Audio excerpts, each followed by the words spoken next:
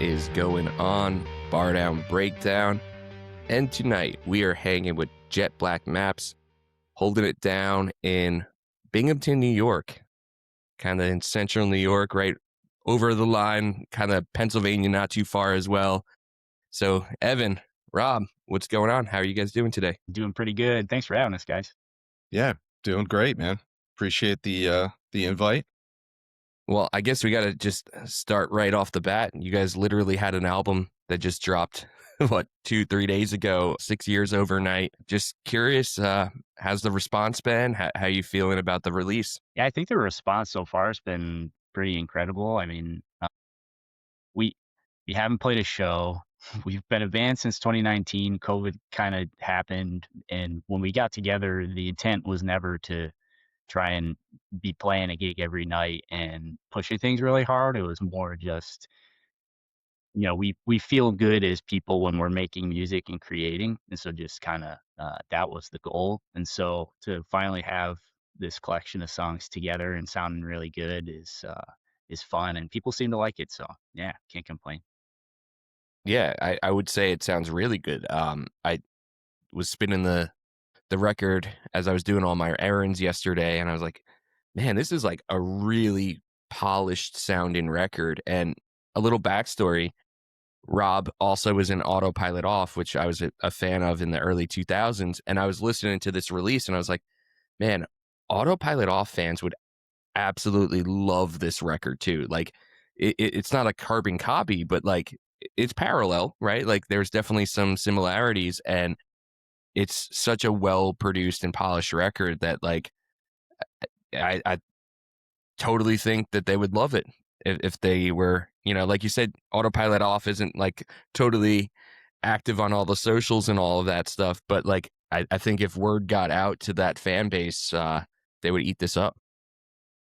Yeah, I mean there's definitely some parallels. I mean, collectively we wrote the songs together, but I think like, so many years of doing that back then, it's like and learning, about production and songwriting and all that. It's like it's kind of hard to not have anything if I make a demo, I'm always like, it kind of sounds like Autopilot Off, like it's just sort of ingrained. But I think it's just a culmination of things that, bands that I like, and there's a lot of crossover for Evan and John, our guitarist and singer. And did you work with a producer that you knew from back in the day, or is this someone locally, or did you self produce? We did it all ourselves. Like John Luby, the singer and guitarist of the band, he did all. I would say he engineered the entire thing. We all recorded our parts just on our own. Like, even though we all live close by, like Evan and I are like within a mile of each other, and John's only a few miles away. But um, just for sake of being you know busy and dads and all that stuff, it was just easier. Like, we get together, we'll hash out the songs. Like Evan said, we've had them forever, some of them, and we just finally refined them, and we tracked all our own stuff separately. And John did the magic of all of it, and it's beyond impressive how it came out, especially considering it wasn't done in a studio. Wow, that blows me away because I was just saying how polished and professional it sounds. To hear that you guys did it yourself is hats off to you guys, because it sounds like you went into a big expensive studio, and I was like, man, I bet them with the Westchester connection, I bet they went to not a recording. Like, I'm I, That's what I was about to say Yeah. the same thing. Yeah, John Niclario's a old friend, and we did a lot of Autopilot Off stuff there, and um, but yeah, we went down this road, and it was coming out so good that it felt like that for our purposes, we didn't really need it. Yeah, it like the other thing too. That feeling you get when you record anything with a band and you get like the first mixes back, and John was sending tracks out with no vocals on them. You're just like, oh man, this sounds really good. And then none of the vocals were done. All the stuff we wrote together was just instrumental. And then when he sent those first mixes with the vocals on, I was just like, man, this sounds really, really good. Like, hats off to him. He really figured some stuff out. I don't know how he did it, but it was great. think that's the beauty of like just being musicians today is that you have such access to not only, really affordable interfaces that you're able to record with, but just the amount of plugins that you can get and templates for mixing and all these different things that you can pull in. Like it's kind of really turned the industry on its head where a lot of the engineers that we used to be like, "Oh, like, they're just like a mixing engineer, or they're just like an actual engineer just recording everything." They've had to become producers to show, like, "Oh, no, like, this is what I can do, like, I can take your song to the next level, I can Yeah. do this, this, and that," because long gone are the days of, hitting R on a keyboard, going over your take, and then being like, "Okay, redo that," and you can just do Hmm. that in your house now and get, you know, at least studio quality work or tones from either your guitar or from your bass or even like drum triggers too. Like it's so cool seeing how the industry has shifted over the last like 30 to 40 years. Yeah. It's crazy to think back of like, having done the, you know, 20 plus years ago, done the old way of doing it, you know, even earlier than that, like doing stuff on tape and, Hmm. but yeah, to have, spent with our album Make a Sound, it was like that costs like 300 grand and it took like 3 months to make. And, yeah, it was Pro Tools and all that, but at the same time, it was nothing. I mean, to be able to get nearly that sound quality in your bedroom is wild to think, just on a MacBook. Yeah, and like now, back in the day, when you play a new band and you're like, oh, this recording sounds good, I'm gonna pay attention. Like that's gone. So now you really have to have good songs for Hmm. Yeah, that's a really good point. it. It makes a big difference. Where it's like back in the day, just like, oh man, these drums don't sound like they were recorded inside of a trash can. Maybe I should give this band like a Yeah. chance. And honestly, like even some of those iconic emo adjacent albums from the early 2000s that, you'll still go to an emo night and hear them. Honestly, they sound like shit. Like they don't sound great.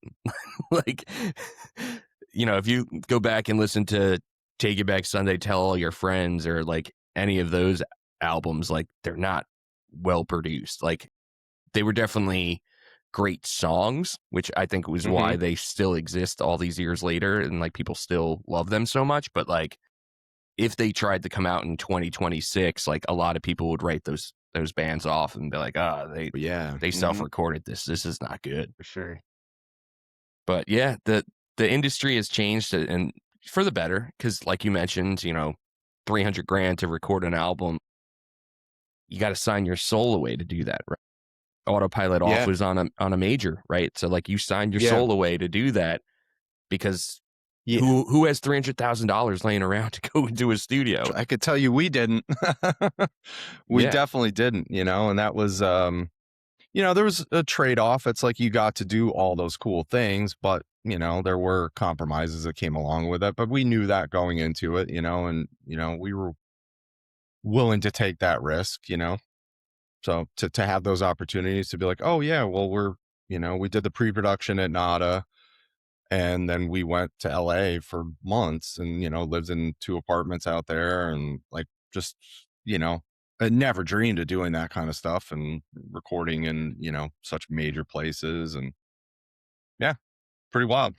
Yeah. And I was just like curious. I went to the Autopilot Off Spotify and still over 100,000 monthly listeners, which is like, you know, up and coming bands, that's a milestone for them, right? Like if they hit Seriously. 100,000, they're like, man, we did it. Like we're going to be taking it to that next level. And you guys are just like consistently 20 years later, still hitting that and not even like promoting Yeah, it, nothing, which just goes to show how much, fans really love that band. it's really flattering to see that every month, to get to get that email and be like, oh yeah, this many listeners, and especially the end of year thing when it's like millions of people listening, and so many different countries around the world, and it's like it for us to have not really, aside from a little bit blip maybe like a decade plus ago, we got together and wrote some songs and recorded them and put them out.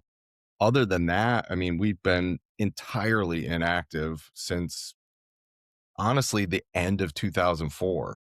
So it's it's just crazy, that it can be that much still. And like, we get messages a lot via Instagram or Facebook that are, people that weren't even born at that point, like that when we were a band, let alone it's just crazy. Like, oh, it was, I found my dad's CD. Like, what?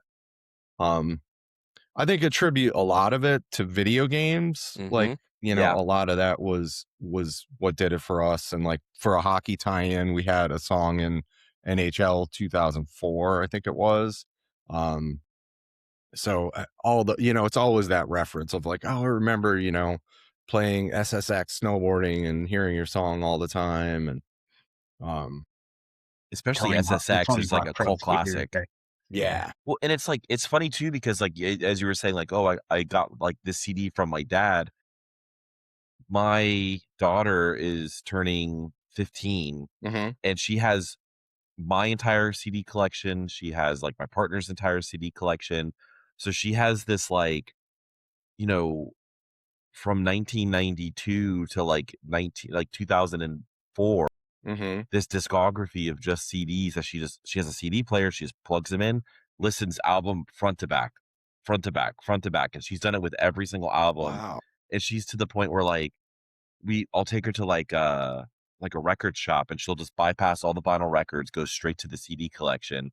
That's And right. she's just like, "Do you know this band? Do you know this band?" I'm like, "Yeah, I know Operation Ivy. I know that band." Like, and Cool. she's just like showing me all these CDs. She's just like, "I want to listen to this album, I want to listen to this album." So we'll leave with like a stack of CDs for like $20 and she'll just album, album, album. And it's so weird how like kids, because all of her friends do it too, they dive into the entire discography of bands now. And then she's just like, and then they did this side project, and then they did this side project. And she's just taking all of this, buying more CDs, and like actually just Hmm. understanding like who these bands are from like conception to ending. And I'm like, you're just how did you get this gene in your body where you're She just got it like from you. What do you mean? hyper fixated? Like- But I'm not like I have a hyper fixation on some things, but I'm like, she'll ask me like, "What's your favorite album by them?" I'm like, "I don't even know what." I'm like, "We downloaded songs from Napster, and we didn't even know what album they were on. We'd had to go in like and type the album on our iPod like later on when we figured it out." She just knows it, and I'm like, Hmm. "This is insane to me what this new generation is doing with Yeah. music." That's So crazy. she's getting to have that quintessential experience of going into the liner notes of a record that she Yes. likes and what are the thank yous, what are the call outs, and I'm gonna go try and find that. Like that is an experience that, I'm so sad that, a lot of kids today, yeah, I guess there's internet stuff and social media, whatever, but that was like It's so the source different. of so many bands that I discovered was just the thank yous in the back of the liner notes. It's just like, so that's awesome that she gets to kind of do that type of archaeology in 2026. Well, and it's like she has like the liner notes for her favorite albums pinned up on her wall. That's rad. And it's funny because like she has Blink 182's Neighborhoods. She has that one up. And it was funny because somebody that I spoke to like a couple months ago who worked for absolutepunk.net, um I was like, "Oh," I'm like, "I know this guy," and I walked up to the liner notes and I pointed right at his name. I go, "This guy right here." I was like, "I actually just spoke with him, like trying to get him like a new job, like 2 or 3 months ago." And she's like, "How did you meet him?" I'm like, he was someone. I'm a tech recruiter. He's someone that works in my field, and I asked him about it, and he was like, "Oh yeah, this is what I did here. This is how I helped out Mark Hoppus, and how I run his Discord now, and blah blah blah blah blah." Wow. And she's just like, "But he's just like a regular person now." I go, "Yeah, he's just like a regular guy working. He's not a musician or he's not on tour. He just kind of hangs out with Mark Hoppus every few months." Crazy. It's a wild statement. I just kind of hang out with Mark Hoppus. But it's funny because like now she's like she's understanding the podcast like more, because we'll have somebody on and she'll be like, "Oh, who did you talk to this week?" And I was like, "Oh, this person from this band." And she goes right to the lineup on the liner notes if she has the CD. She's like, "Oh my god, you talked to this person? You talked to this person?" And it's just like it's like a cool feeling being like a cool dad to a teenager. One day, my kids are young, so I'm hoping that they do exactly the same, like dive deep You'll into, get there. yeah, the type of music that shaped us, really. And, you know, it's funny, it's like a give and take, right? Like we lost the physical media, but now we have like basically unlimited access to the artists that we love.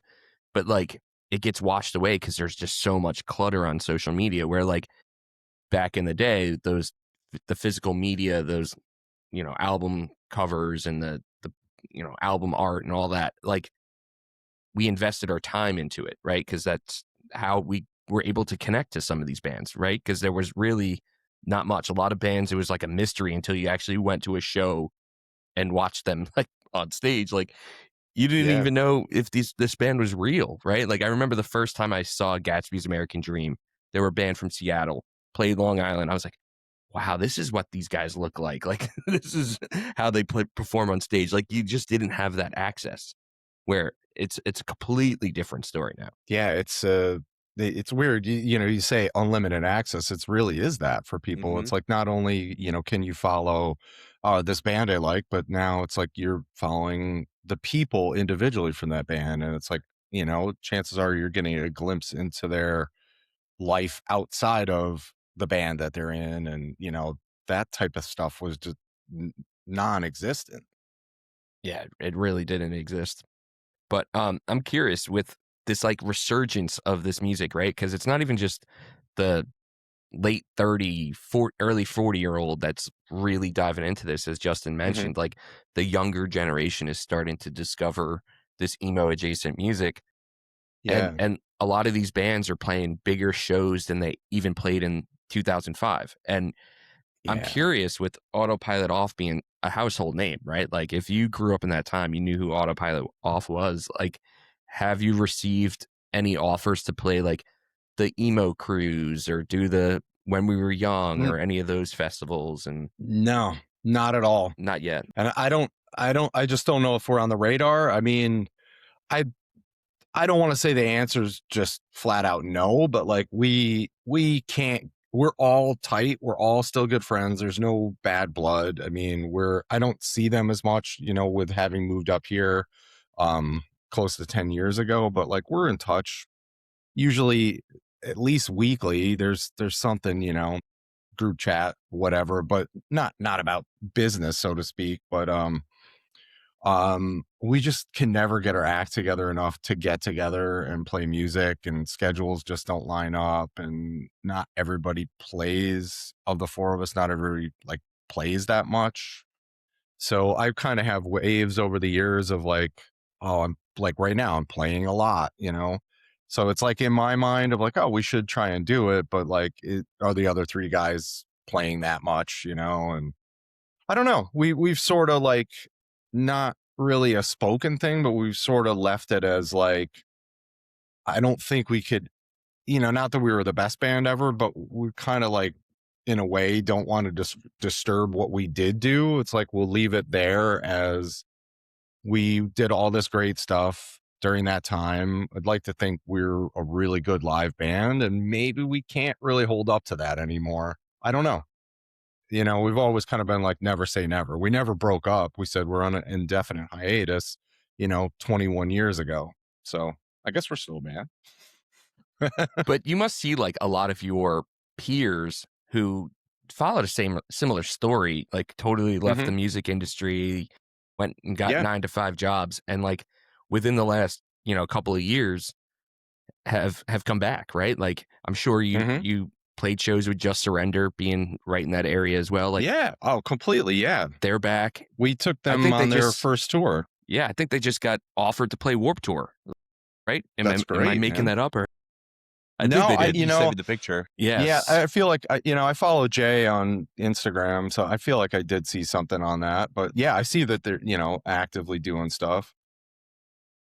I feel like we're I wouldn't want to say the only one, but of that, 2002 to 2005, Newfound Glory, Movie Life, that era of bands. Like, I can't think of many that haven't played again since then, or most of them just stayed a band the whole time. Like Newfound Glory, it's unbelievable, like how big they are after all these years, and we toured and played shows together a ton during that time. I was gonna say Vinny's just putting out a new album with I Am Dude, the Avalanche. the song they put out a couple days ago is incredibly good. Yeah, it's a ripper. Yeah. It's crazy. I was lucky enough to form this like weird, relationship with him because he helped produce one of my old bands like last Okay. few songs. And just having him in the room, I would just ask him questions like, hey, like what happened here? What happened here? Like, how did this happen? Like just talking about like how Long Island got set up and like how many bands Eddie Reyes was actually in, and getting like the lore of like, just touring with, all these different bands. It was just like a really cool, it was like almost like speaking to like, I don't know, like your grandpa who had been around for like, 100 years and was able to like Sure. tell you all these stories. But he was like 15 years older, 10 years, 15 years older than me. That's like every practice for us. Yeah, like Yeah, Grandpa and Rob's John telling stories. yeah, me and John are approaching 40 and Rob just turned 50, right? So like he was always the guy coming up where it's just like, yeah, Rob's an Autopilot Off. They made shit happen, and going to Japan, like opening for Offspring, like it just. And then every so often, Rob drops a nugget like, "Oh yeah, I got this bass from, I traded this bass. What was that one? What were you saying the other day, Rob? Like the one bass you had?" Oh, I can't even remember now. Yeah, but it was like, the speaker cabinet or whatever. Oh yeah, I can't. Oh yeah, this guy from, I sold that to the guy from Weston. Like just really random stuff.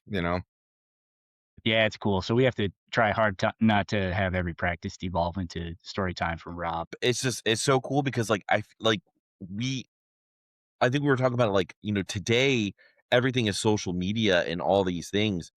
We didn't have like we had baby MySpace, but like a lot of those stories are literally just you had to be there type of situations. Yeah. So it's like a lot of those, like what happened like here, or what happened on that tour where like the Ataris had a fill-in drummer that just snapped and started throwing like, cymbals and drums all over the place. Or like I always want to get these stories like where you heard like offhand by like through someone who heard it off a Tumblr post, who heard it off of here, and you're like, I have a firsthand account right here. Like this person was there. Like let me just ask them really quick.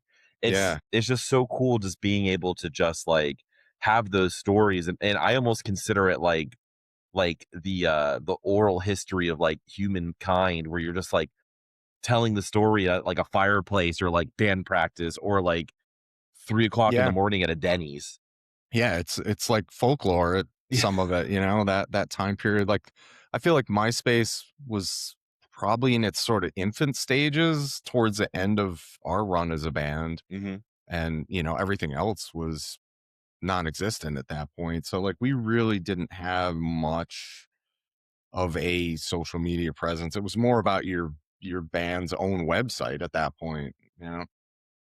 And unfortunately, like these memories are starting to get fuzzy, and it's like, right? Because so much time has passed. And if there isn't like, and there have been a few books that have come out, but like these, we don't want these stories lost in time, right? Like there needs to be like some kind of movie or some kind of like way to cement this really kind of small window of time where like emo adjacent music became popular, right? Where it became basically pop culture. And like, there's this resurgence now. However, it's not like what it was, where, there was TV shows, there was, literally TRL and Steven's Untitled Rock Show playing this type of music. And there were movies that had this type of music in it. There were like video games that had this type of music in it. And like, I don't think if we didn't have like a podcast like this where we talk about it all the time, like I don't think people would believe how popular it was. Yeah.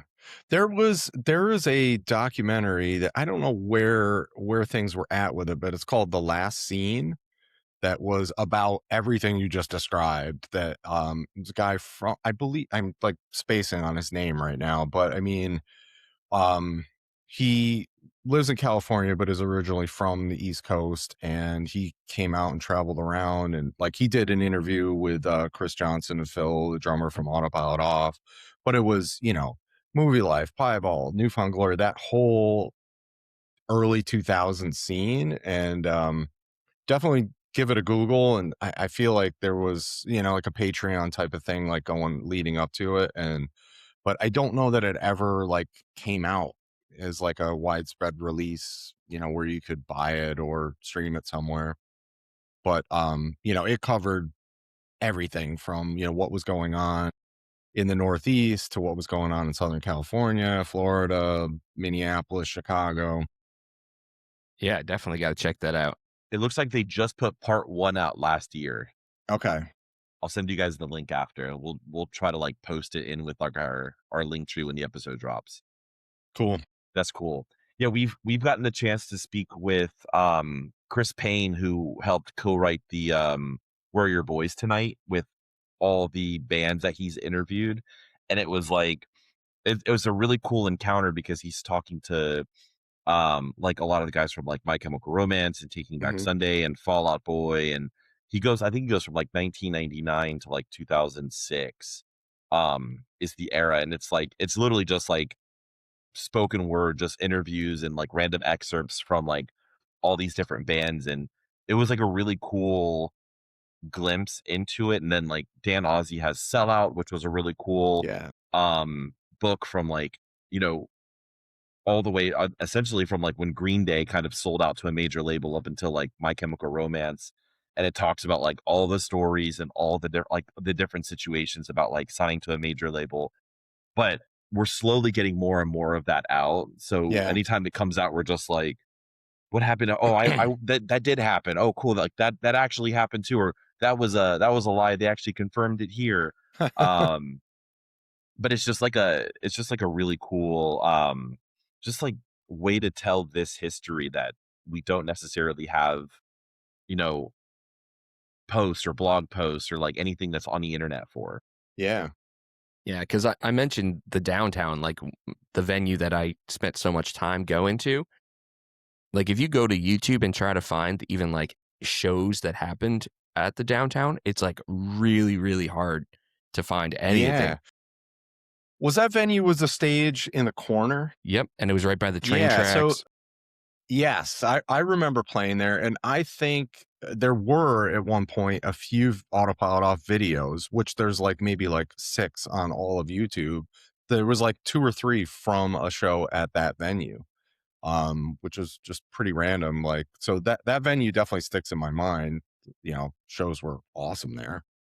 Yeah, like, you know, My Chemical Romance played there, Fall Out Boy played there. Like we're talking the heavy Yeah. hitters in this world all played at this Mhm. venue. Like to not really have, because like nowadays if you go to a random show on a Tuesday night at a venue, there'll be like 30 videos put up on YouTube about that same show. Like they just Right. there weren't smartphones. People that put these videos up must have literally been in the stands, like in the crowd with a Yeah. camcorder, like a legit Like camcorder. Clark Yeah. Griswold at the family vacation with the big old Yeah.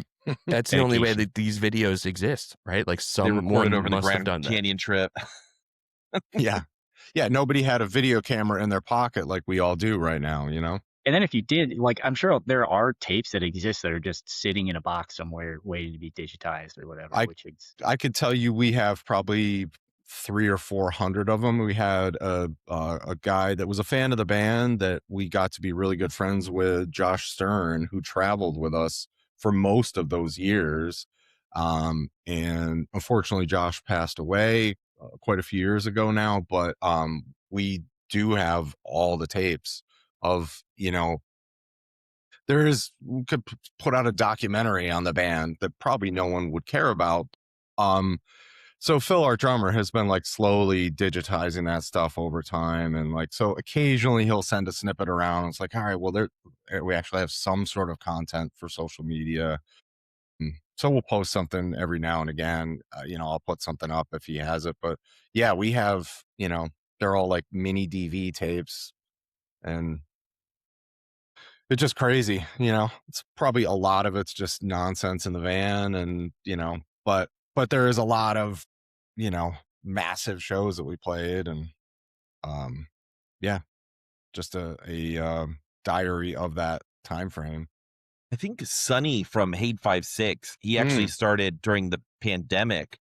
He Yeah, started this thing where a lot of bands from that time are just sending him VHS tapes, and he actually redigitizes it I almost kind saw of, some of that. Yeah. and he Some of the remasters lost the Ghost audio recipes, too. yeah. Mm-hmm.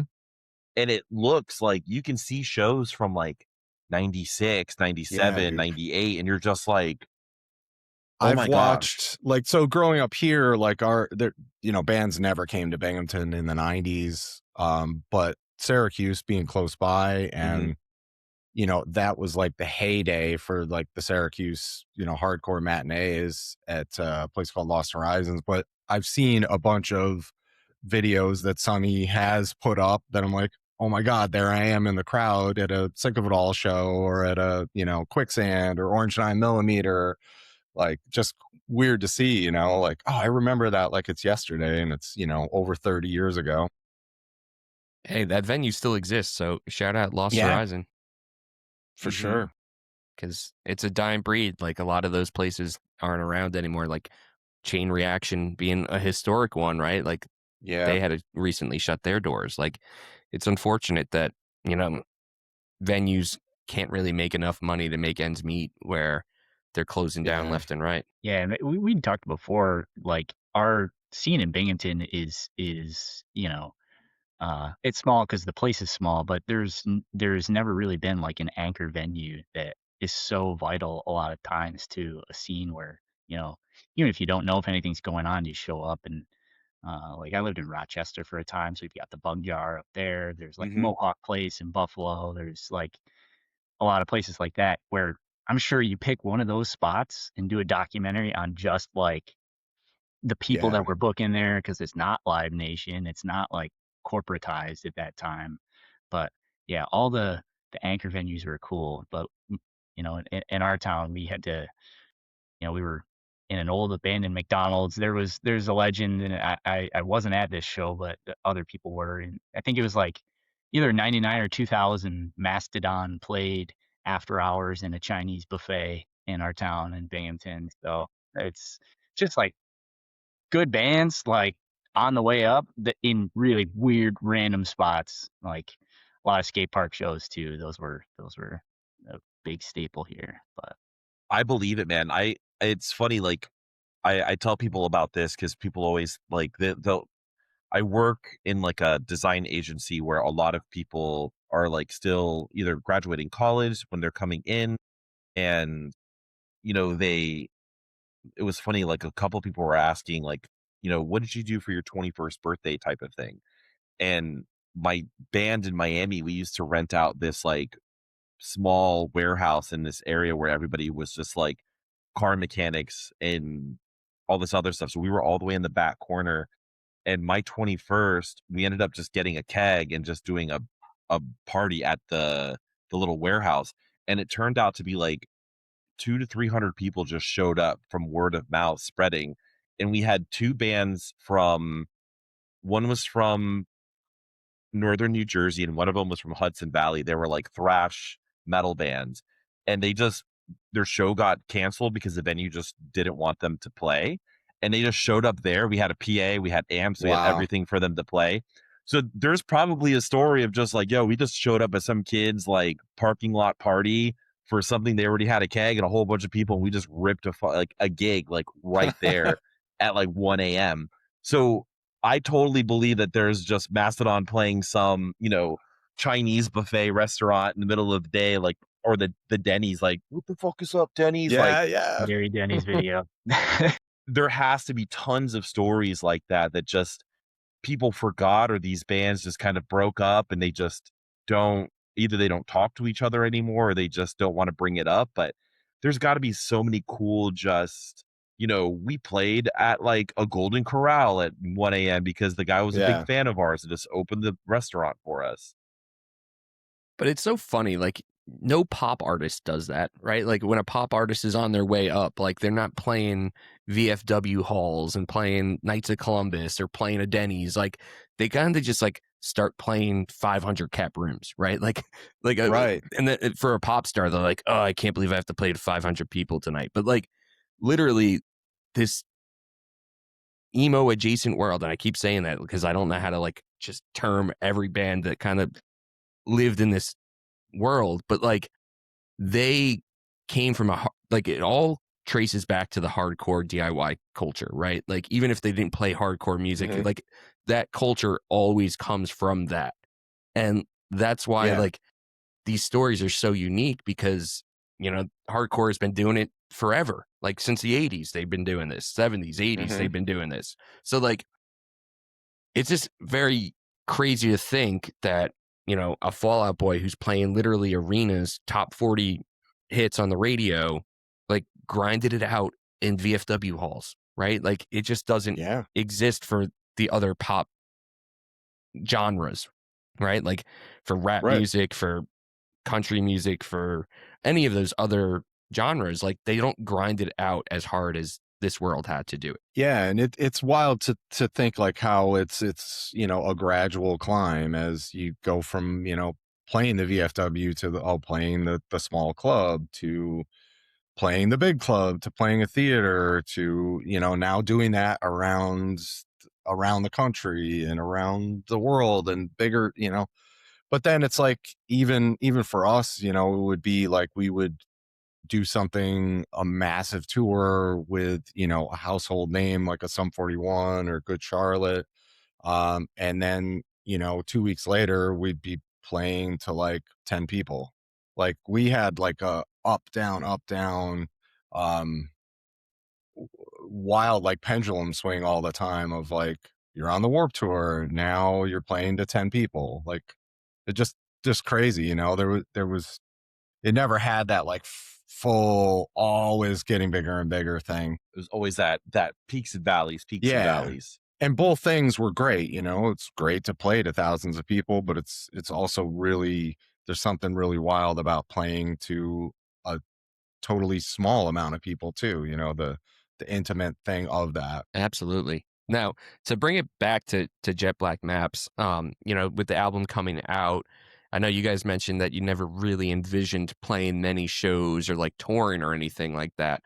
But do you have like an album release show kind of scheduled or planned? Are you thinking about doing that? Yeah, we're playing April 24th in town at another random spot that the scene has adopted at the Bundy Museum Annex. It's a little local museum that has a performance space in the back that's kind of the hub for the scene these days. But we're playing April 24th.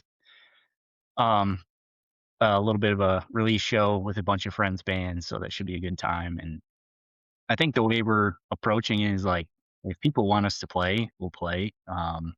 We're like Rob said, we're just in this because if I go too long without making music, my wife's like, "Hey, you're getting kind of grumpy. You're getting Antsy. kind of an asshole. You need to go Yeah. play the drums and like." So it's more of that, but love playing shows and stuff. But yeah, I don't know if anybody wants to take us on tour.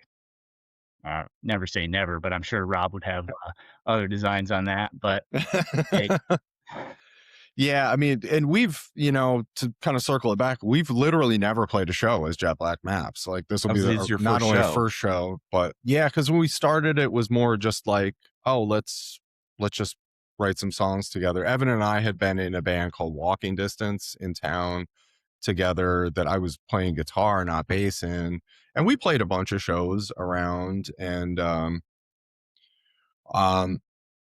it just, for me, it just sort of ran its course. It didn't, I like playing bass way more than I like playing guitar. So I think that was mainly the root of it. But then when we got together, it was just like such a no pressure, like it was very natural. Like we all were very of the same, we liked the same things, had sort of the same musical vision and abilities. And John is an awesome singer and songwriter. So it was just we naturally we started getting together, and shows just honestly never came up until we started hearing.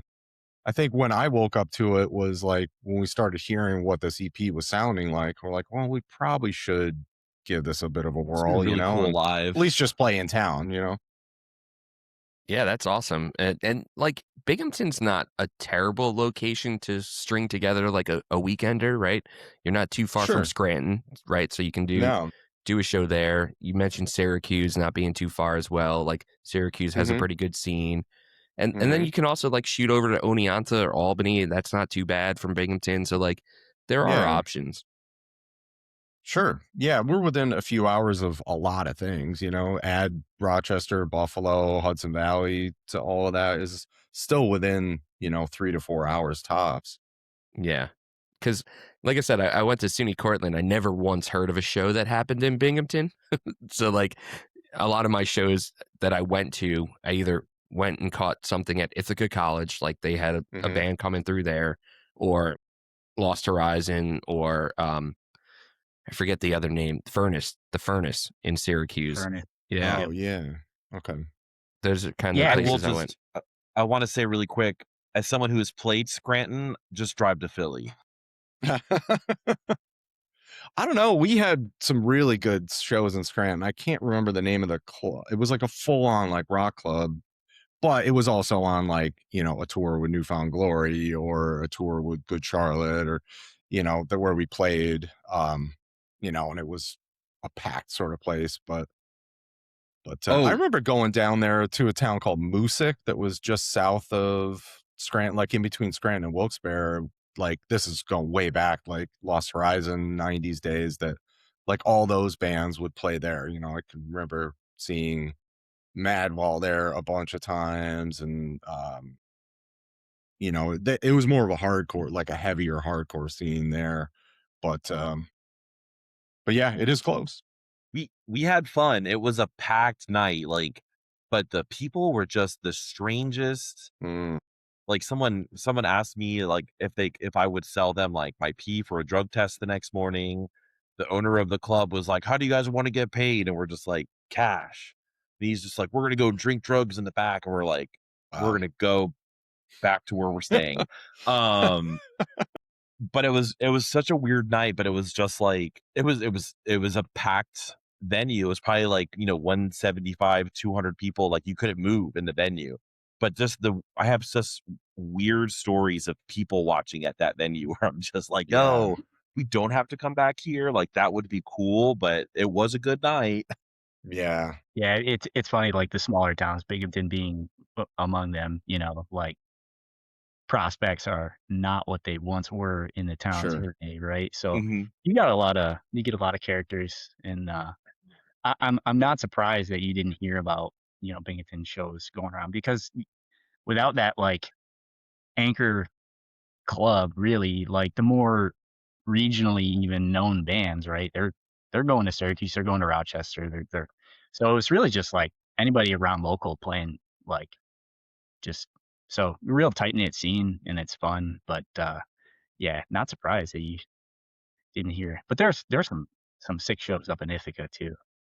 Like, did you ever catch Marathon when they were in their heyday? They were kind of an Ithaca area band around that No, time. I went to see like May, the audition.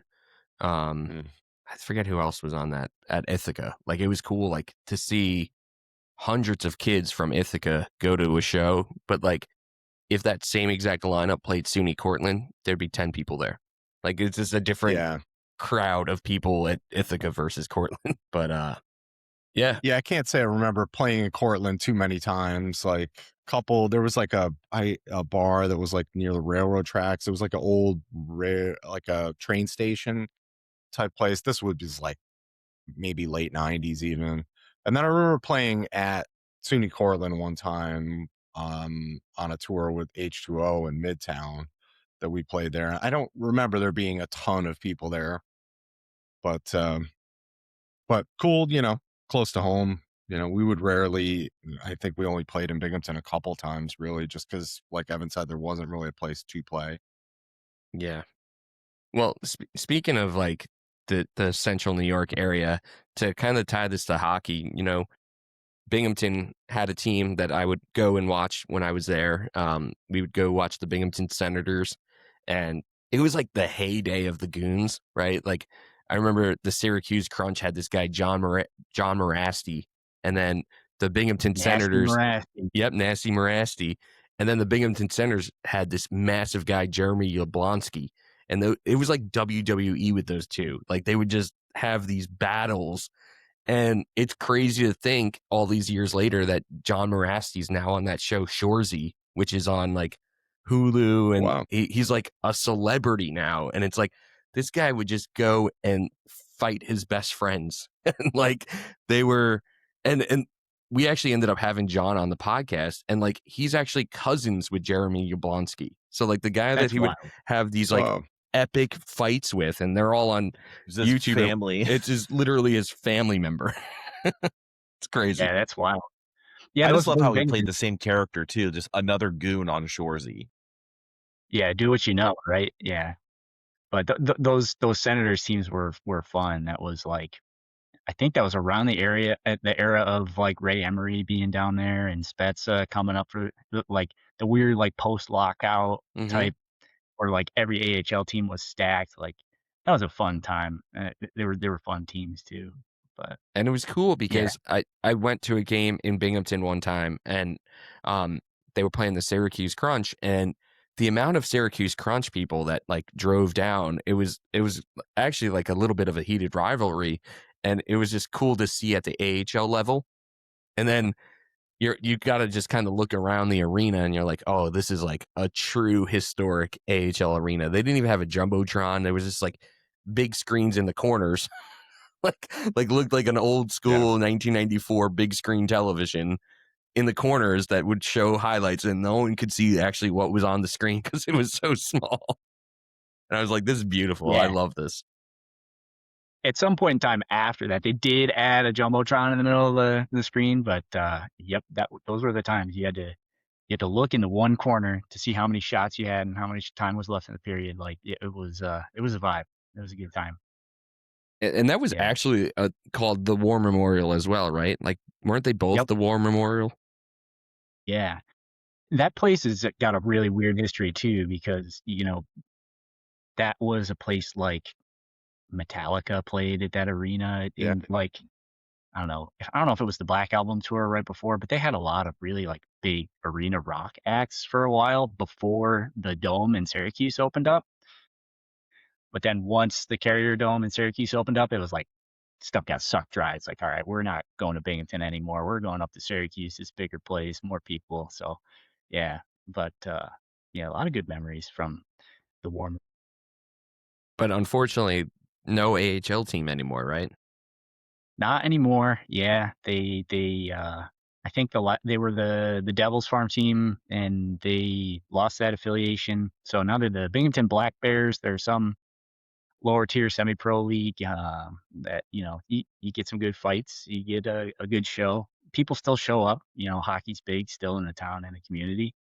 But never say never. They've gotten affiliations back in the past, so AHL stuff it moves around, right? So hey, if Utica can still have a team, there's no reason why Binghamton can't get their AHL team back. So say, yeah. Yeah, and unfortunately, a lot of those upstate New York markets lost them. Like Albany doesn't have a team anymore. I know that they even had one in like the Queensbury area that doesn't exist anymore. They lost that team. Yeah, it kind of, like you mentioned, AHL teams move all around, and the Bridgeport Islanders or Bridgeport Sound Tigers, because I'm an Islander fan. I thought they were going to be there forever, right? Like they just celebrated their 25th anniversary with the organization, and then literally this year on their 25th anniversary, they announced that they're going to Hamilton. Man. Yeah, crazy stuff. But I mean, we're no strangers in this region too. Like Binghamton's an interesting hockey town, right? Because like, what NHL team do you grow up as a fan of? And there were certainly a lot of Rangers fans left over from that affiliation. Not usually too many Islanders fans. It was either like Rangers fans or Devils fans, but decent amount of Sabres fans. I went to school in Rochester and lived with 3 guys from Buffalo, so I got indoctrinated as a Sabres fan. So exciting time now to be a fan of the Buffalo Sabres. On the verge, and I'm not going to jinx it until there's that little X next to their name in the standings of breaking the 14-year playoff drought. But that's the spirit of upstate and Western New York right there, of eating shit for 14 years and still coming back for more. So, Well, I'm going to love it. call you Sabres fans out, all right? Because I'm in Charlotte, North Carolina, and there's like a huge pocket of Buffalo people that live here, right? And I work with a lot of them, right? So I'm a teacher, and I work with probably 7 or 8 people from Buffalo alone in my one school. And since I've been there, all it is Bills, Bills, Bills, Bills, right? Because the Bills have been good for the last 10 years, right? And now all of a sudden they're starting to wear Sabre stuff. I'm like, you front runners, like get the heck Fair weather out of like get fans. out of here. You are not Those are the people that didn't stay in Buffalo, so they were fair weather anyway. The real ones are still, downtown working for the General Mills. Like, you know what I mean? They never left. They're still going to Ted's for wing night and Mighty Taco, and so, like, yeah, I would argue that there's still fans down there, but they're the fair weather ones. They didn't stick around with 3 feet of snow every. Mm-mm. I will say if the Sabres make the playoffs this year, and if Blissmas happens again this year, Blissmas is going to go insane because Jordan Buckley is such a huge Sabres fan. So like if that happens, I know he's just gonna go ape shit, this year at Blissmas when it happens, just because they made the playoffs the season before. Yeah, the place might literally burn to the ground. Might literally burn to the ground. Yeah. They're not even in yet, and some of these games recently, like the 8-7 win against the Lightning with 5 fights and 102 penalty minutes, like the place is electric. Like you can tell on TV. Like I go up to at least one game every year. Was it a game early in the year before they turn the corner, and it's like night and day, but it's always a good time going up, and the people up there deserve it. It's fun to watch, and they're a very rootable team. Say what you want. I know opposing fans don't like Rasmus Dahlin. He plays he's cross-checking you in the ribs, and people don't like him, but hey, he's our guy. So people say the same thing about like a Brad Marchand. So Yeah, Corey every team's got a Perry or home. Tom Wilson, like it's Yeah, just you don't want to go against them, but the minute they're on your team, you're just like, yo, he's my I'm guy. all for Corey Perry. Let's go. Yeah, but yeah, a lot of rootable guys on that team. So it'll be fun. Yeah, what was the quote that just came out? Like I forget who it was, but I literally just saw it maybe yesterday or today, where they were interviewing someone on the Sabres, like, hey, how are you guys building your team and your camaraderie? And he's just like, yeah, we drink beers. I was just like, Yeah, that was Dahlin. That's the captain, man. It's yeah, just like, yep. what You a talk great, about like hitting home with your city, right? Because Yeah, Buffalo's a drink beers, drinking get town. wings. Last call, I think it's like 3 a.m. or 4 a.m. So like they know how to do it. I've never been in a place other than Buffalo, New York, that serves Jack and Coke pitchers, like a legit like beer Ooh. pitcher, but of Jack and Coke. I've never seen it anywhere else other than Buffalo, New York. Yeah, That's wild. they're wild. Great people. City of good neighbors, right? So Yeah, they're solid cool. people. Like I remember I was it was West Seneca, so like the suburbs of Buffalo, and we were at this bar after a Sabres Islanders game, and the computer system went down. And like most bar restaurants would just be like, hey, everyone's got to leave. Like, we can't make money anymore. This bar was just like, hey, you're good for it, right? You're going to come back tomorrow and close up your tabs. It's just like, Nice. wow, we're on the honor system here at this bar. Okay. But I'm sure most people did. I'm sure most people went back the next day and settled up their tab. Just Maybe like, not. well, and it's funny too, like how much I know you guys just call it like, the neighbor city, but it's so funny like seeing how many people from like Hamilton, Ontario are huge Sabres fans because it's accessible to them, because it's almost cheaper for them to go into Buffalo and get tickets to a Buffalo game than to drive into Toronto and pay Yeah. $400 or $500 for a nosebleed seat. Yeah. They can go into Buffalo and have a really good time, get a couple beers, and just go right back into Canada. Yeah, and Sabres beat the Leafs last night in the shootout, so that's always good. And they get to avoid the lifelong humiliation of rooting for the Leafs, so that's always a good. Yep, Love digging into Leafs fans. It's so fun. yep, so good. As long as they keep like missing, not having a cup is just like the best thing ever. All the Halloween costumes of like Canadian kids at college, like one of the guys is wearing a Leafs jersey and his girlfriend's like the cup, and there's always like He's the not going meme. home with her tonight. Yeah, there's always the meme that's like, yeah, he's not going home with her tonight.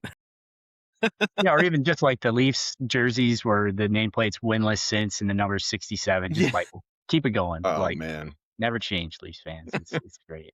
Yeah, Hamilton's interesting too from like a punk rock standpoint. Like bands that I was in, we were briefly up there, and the band Belvedere, that was like a Oh yeah. pretty sick band that was from up there, and like Wilhelm Scream from Boston used to play up there all the time. Like Hamilton had a pretty cool scene going on too. So shout out to Hamilton and Hamilton Sabres fans. It's always the suburbs of like major cities that always have the best punk bands to come out of them. Because it's like Yeah. you're never an inner city punk band, or you are, but you really don't have places to practice. But it's always the suburbs kids that have the garage that the parents are cool with. That's just, Mhm. that when the noise curfew is gonna hit. So you're like, we got 2 more songs, just hit it. Cops are pulling up, they're just like listening to you. They're like, you got 5 more minutes, you're good. That's like quintessential punk suburbs, is you have to have one cop encounter to tell you, all right, last song, you guys are good, don't worry about it. Yeah. Like, oh, Yeah. we gotta go to Joey's house. His neighbors are cool. They don't Yeah. play. Yeah. They'll let us have a house show, like they're completely fine with it as long as we're done by 10:30. Fun stuff. Amen. Now, with the band releasing the album last week, what else do you guys like envision? Like, what are goals that you guys have with the album and with just the band in general? Like, what would you feel would be like success at this stage in your lives? I mean, for me, just the fact that we did it, and it exists is really at its core just enough, like I think we're all realistic in which is a great thing that works for the three of us, is we're all realistic in like this isn't like we're trying to make it as a band, we're all have families and careers and like this sort of stage in life, like just to play some local shows and more so to just keep writing music. And we have sort of a template for how to record fairly easily now, so I don't think it's going to take us 6 years to bang out a bunch more songs. Right now we're just focusing on like playing them tight to be able to bring them to the public. But I know we all have ideas, and there were a lot, we probably had, we put out 7 songs, but we've probably had like 15 or 20 ideas from over those years that have been floating around. And those were just the ones that rose to the top. Um, but yeah, I mean, you know, much younger me, the goal was to go on tour and to put out records and to travel. And, you know, I'd say that's changed for me. It's just more about the core of like having fun with people you like and, um, have same ideas musically and, yeah, just the basic of it, that thing. It's almost like being a teenager again. It's just like, oh, cool. We're just playing music, in Evan's basement, you know? Yeah. Yep. Yeah, Rob hit it on the head, right?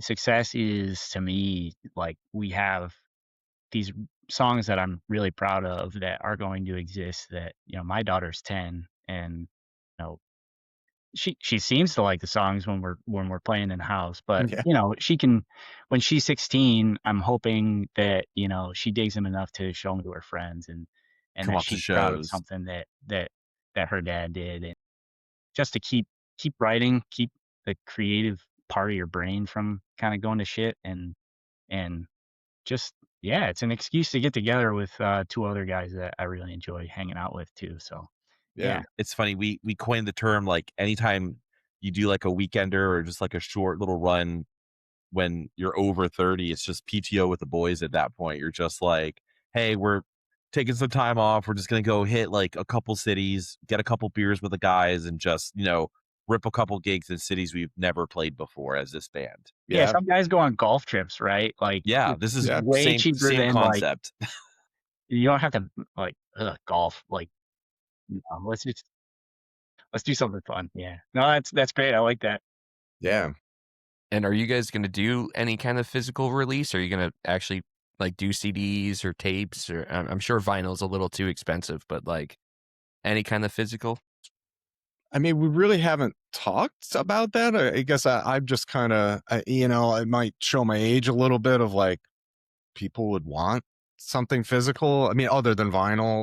I mean, that's seemingly stayed a thing forever, but I don't know. I guess we'll see where things go, Mhm. but Yeah, if enough people want it, I guess we could make it. But at this yeah, point in time, we're not kidding ourselves, right? We're a tiny band. No one really has a reason to care about us. Hopefully they like the songs, but if people are really just really want something to hold in their hands, we'll try and find a way to make it happen.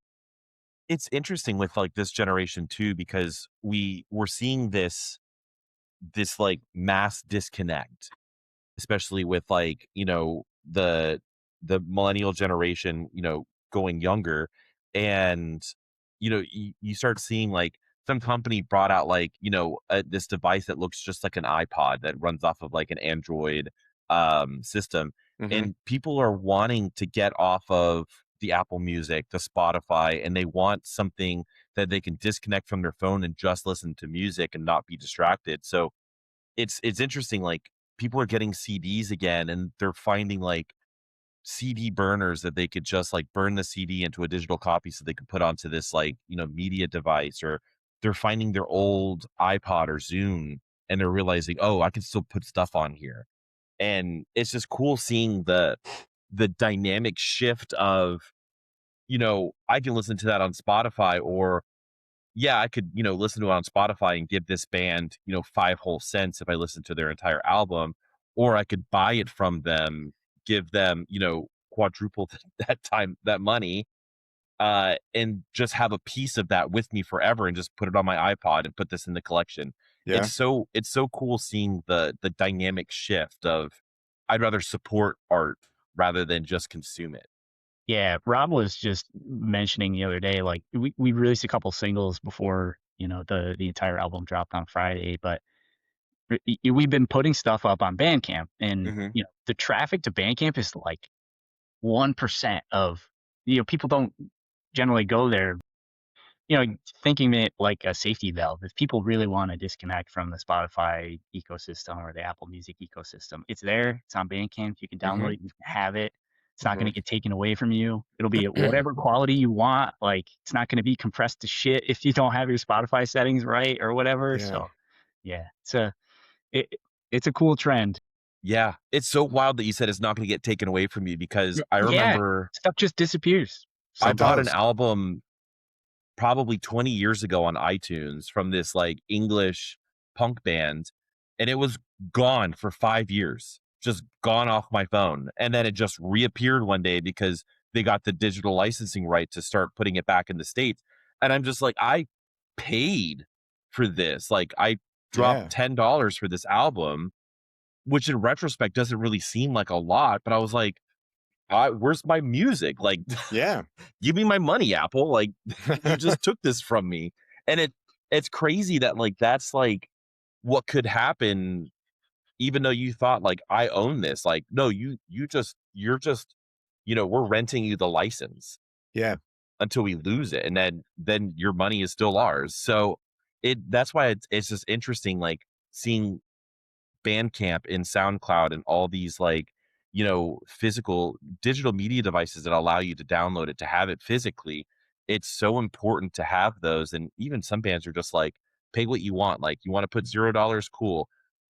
my old band, we had somebody pay $15 for one song just because they wanted to just give us money for gas, for coffee, for whatever when we were Yeah, on tour. just show the support. Yeah.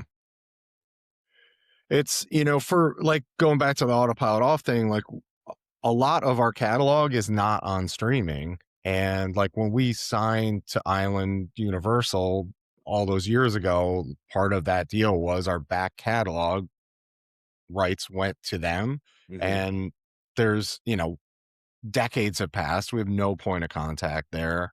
So that stuff people ask all the time, oh, your first record, Looking Up, it's called, and it's not on any of the streaming. And they're like, why? And it's like, well, we just, I don't think someone at Universal Music Group is very concerned about, a band from forever ago's first record, a band that wasn't all that successful in the grand scheme of things, like, or that, it's just our EP and Make a Sound that came out on Island that are there. But like, we have a covers EP that came out. We have a split with the band Slick Shoes.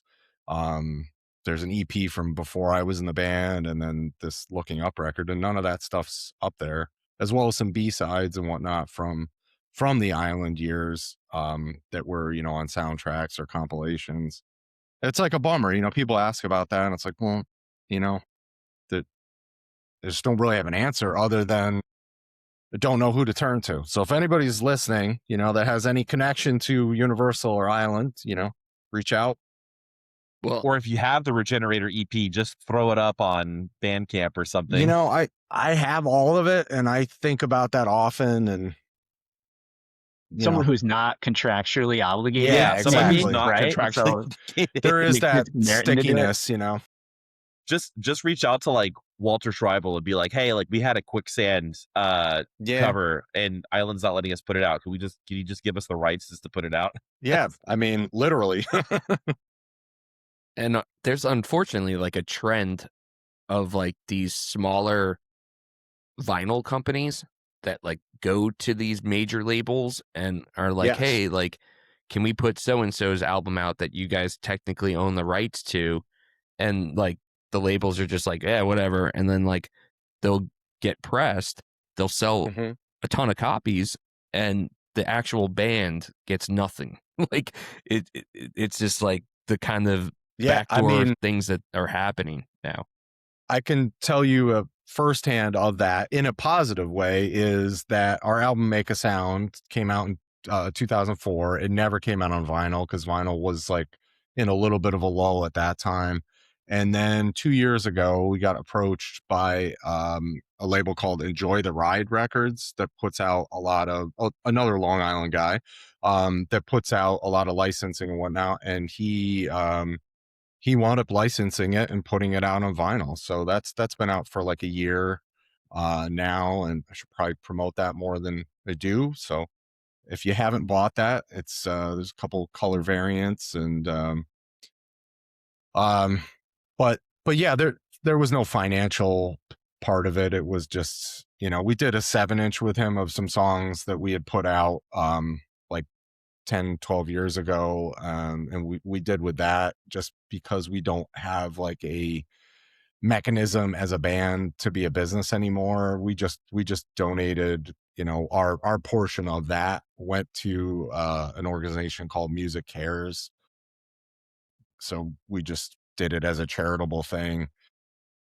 But you're right, for some bands, they could sell thousands and thousands of vinyl that's just a license. And, you still, much like I do, you still technically owe money to the publishing and to the label for rights after 20 some years. And it's not like they're coming for it, but any little thing that happens is going back to recouping on that initial investment from decades ago.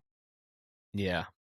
And shout out to Enjoy the Ride. I've actually been following them from like the beginning when they did some of the early like starting line EPs. So like probably 2009, maybe 2010 when he really was starting. I had some of those early vinyl releases he did, and top notch. And he does it the right way. Like he does try to go through the correct avenues. And yep, he's kind of he was great to work with. Yeah, he's kind of the rare one though, because a lot of these like predatory companies basically doing the same thing that he does are just like going backdoor, not involved in the bands, and like all of a sudden the band like sees fans posting like, "Oh, I got this album," and they're like, "What? We didn't even know that was happening." How They did you had get that? they had no say in anything. Like couldn't provide any like additional artwork or anything like to make it cool and special. It just they No, had hands off. he was great with that. And honestly, he was like so persistent, and like I kind of pushed him off for a long time because he, was a fan of the band. He's like, I want to do a 7-inch with you guys of these songs that you put out yourself. I was like, I don't think anybody's going to really care about that. People want Make a Sound on vinyl. People ask for that all the time. And this was like a couple years. He just every once in a while pop back up. Would you guys do it? And was like, if you'll license Make a Sound, we'll do it. And then one day he hit me up. He's like, I got the licensing from Universal. And I was like, then we'll do the 7-inch too. We'll hold up to our end of the deal. And, creatively, we worked together on the artwork, and, it had to be true to the original release, but he was totally cool with doing an insert that had like all the booklet art and credits and everything. So someone has that, kind of throwing back to what Evan was talking about, the liner notes and everything, to have that. And he was totally cool about doing that. And it was a great experience, and I hope, it sells enough that maybe he'll at some point do maybe a vinyl release of the Autopilot Off EP that came out on Island. That would be something people ask for as well. To get off this site though, they have a songs from Hey Arnold and a songs from Oh, yeah. Doug, including the beats. I'm like, oh, Yeah, dude, he's got the most obscure stuff you can imagine, like movie soundtracks and the Ace Ventura 1 and 2 soundtracks, like the Tom Green Show. Like, I can't be on here. I will literally just you get gotta these close just that for the tab. fun of it. Yeah. Yeah, he got into a lot of that cool stuff. But guys, thank you so much for hanging with us. We've been chatting for over an hour. Like I mentioned, if you haven't, definitely go check out the album that just dropped on Friday. It definitely is just a solid rock album, right? Like I wouldn't call it emo music. It's kind of just a rock album, and it's definitely for fans of Autopilot Off. I really feel like there are some good parallels there, and I think that they would enjoy it. Hope that you guys have a great album release show, and maybe scratches the itch and you guys do some other shows and get back, connected with some of the peers that you had that are still playing music these days. And, I think it's great. I love seeing bands that really shaped me still doing stuff, and glad that you guys didn't really kind of put like an age limit on creating a band, right? A lot of people think it's only for the young people to start bands, and when you still got something to say and you still want to play music with friends, it doesn't matter how old we are. And it's nice to see that you guys are starting something from scratch even in your later years. For sure. We appreciate you guys, helping us spread the word on it. And we're just excited about how it came out. And it's weird to be doing it, this many years into playing music, but it's still fun. It's still awesome to have a creative outlet. Appreciate it. Yeah, thanks guys. It's been fun chatting. You guys are good people, so keep it going. Yeah. Now, I'm just curious before we let you go, Evan, like you're kind of like glowing in the background. Is that because it's like reflecting off of snow? Do you guys still have snow?